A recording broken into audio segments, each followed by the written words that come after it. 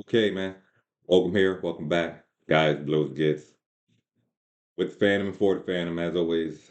Um, and now it's kind of a little post game slash breaking news type thing here in this video here because I didn't do one right after the game, but this is post um Detroit Lions after the loss here. Another, well, I guess we consider another fourth quarter letdown. And then this time, the breaking news part of it is that Shane Bowen has finally been fired, or has now been fired as the defensive coordinator for the team.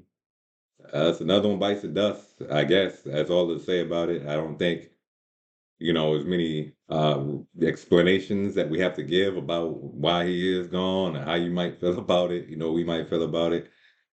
Yeah, this the team performances in the fourth quarter have not been good. Losing these games, five of them, 5 10-point losses in the season. Nobody else anywhere close to that. This terms is probably gonna get you fired, and that's eventually, what happened here with Shane Bowen. It is what it is there. Who they promote now is like a linebacker coach, somebody.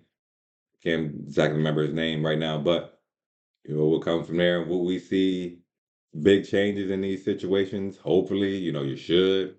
As far as the play that we you getting out of the talent, who knows? Them being in better position, these game script, these calls and stuff like that should hopefully play out better for them there. But it is a combination of player skill and talent, and all that stuff that comes together, a little bit of luck for these games, and that's where that is. I don't think it's been a bad luck situation for the Giants and these losses that I mentioned. That luck, it really hasn't been. The team is they just not very great on the defense.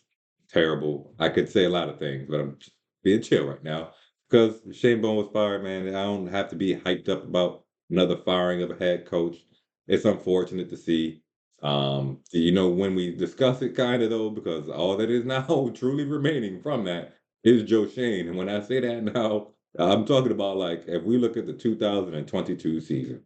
Okay, we're talking about that season, that playoff run with the team here. Who was a part of that was Brian Daboll, Coach of the Year.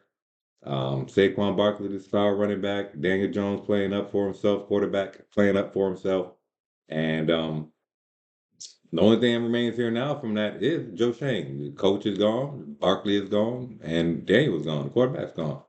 All them people are gone. And the only things that really remain from it like that are players that were brought here by the GM before him and Dave Gettleman with Andrew Thomas and Dexter Lawrence and like Darius Slayton, was on the team at that point. I know there's players in that season, in particular that made some points for it, wide receivers, second game, whatever level talent guys that are no longer really with the team.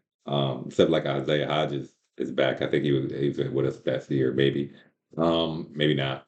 But yeah, that's pretty much it for that. So, now it's about the portion of where the discussion lies with Joe Shane here and how the team and other people, the media, I guess we'll say, or general consensus around him is going to be for these last games because the talent evaluation is not complete as far as what the season will end up as like Abdul Carter, for instance, or something like that, or Jack Stark, something like that, just playing in the games. But even back when I gave my particular guesstimation, there's something I want to make a point of too. That I had us at that record that I had us at. It was 9 and they're so far long gone now at 2 and 9, but it was 9 and 8 at that point. I gave us, and that was not just a situation where you look at the talent that we have on the team. Yeah, is at least this good. No, it's more a lot of that or much of that was a combination of yes, the talent that is on the team, but the performances that we should see out of that talent and the evaluation of that talent's development or the roster construction, we'll say it like that, along the way. And I don't feel like it has necessarily been anything that has separated itself from the coaching changes that have been coming along as far as changes that might need to happen. I just haven't really felt, in my personal opinion here, that the roster construction has been all that great. And of course, if you've come and seen some of these previous videos recently that I've had, like the one I did around Dayball on the 3-game losing streak, or those 3 games we lost, the Denver Cowboys and blah Saints, or the this guy, Joe Schoen here, since he's arrived. If you've seen those, you already know a lot of the things I'm probably going to say in this. But one thing that has been missing when I talked about that predictive guesstimation is it wasn't just, oh, the talent is this, the team has been constructed so well that now it's a 9. No, that's the thing of, if the coaching is serious, you should probably get about 9 wins. If the GM is serious about the talent that he's supposedly been here, then it should be about 9 wins. Not just about the talent itself being on the line, but the time span and all the moves that have gone along during now those 4 years. And if all those moves are made and GM decisions were being made there, then at this point, what the team should maybe be looking like, if it's a turnaround team, you know what I'm saying here? And I don't think that's relatively on point right now. If we're honestly speaking, win-loss, it's definitely not on point right now, because we only have 2 wins. And last year we finished with 3, and the year before that we finished with 6, whatever. So it's been a downtrend from there. I don't know what analytics somebody might go to, whoever might go to try to justify those moves themselves. But the results here are what we were speaking about mainly, and the results have not been great.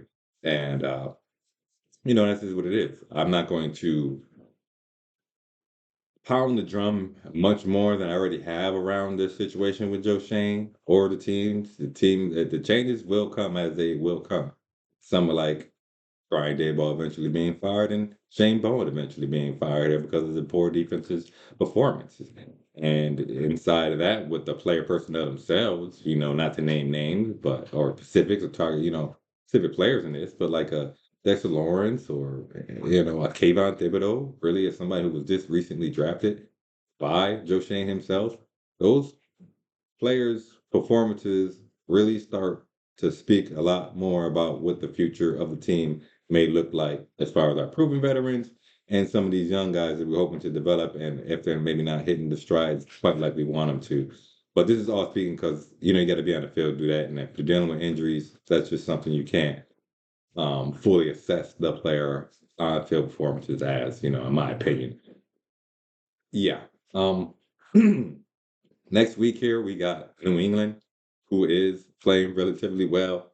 They have a nice young QB. Will Jackson Dart being there. I didn't speak Jameis to play this game, but it's post game. You already know this. Jameis did play good, play a good game as far as his stats and things like that. We didn't come out with a W, but Wan'Dale Robinson went off again, man. The great season for him this year. I would have to say now a great season. It was a nice season, but now it's a great season for Wan'Dale here with another prime time performance as far as his stats and his play and big catches and run after catch, and the route running has really been on point for him in those situations where he's getting so wide open um, that he's 20, 30 yards easy for him to grab in those situations there. A little bit on the play calling for that too. And when I speak about the play calling here, and since Dayball is gone, and now with Mike Kafka, it's kind of hard to say how much has really been changing in the play calling because, relatively speaking here, it's the same playbook, relative scheme and stuff like that. And Kafka was already putting in input to those play callings beforehand, even if Dayball was the one that was calling it in to the quarterback in those situations. Hopefully, Dart is back out there next week. Is there potential for him to sit again? New England, concussions are a difficult thing to really play around with. You don't want to bring a player back and put themselves in danger or the longevity of their careers by putting them out there for undue risk. So if he is to sit another week and, it's not even in his control or the team's control if that were to happen because it's an independent neurologist that goes through this for them to be cleared. But even if he sits another week, it will be the bye week in there too as well for another refresh week. And I don't see a reason why he would not be playing the last 4 games of the season, just for his own development and in general health. Recovery should be at a good point, satisfactory point, and improved point at that point.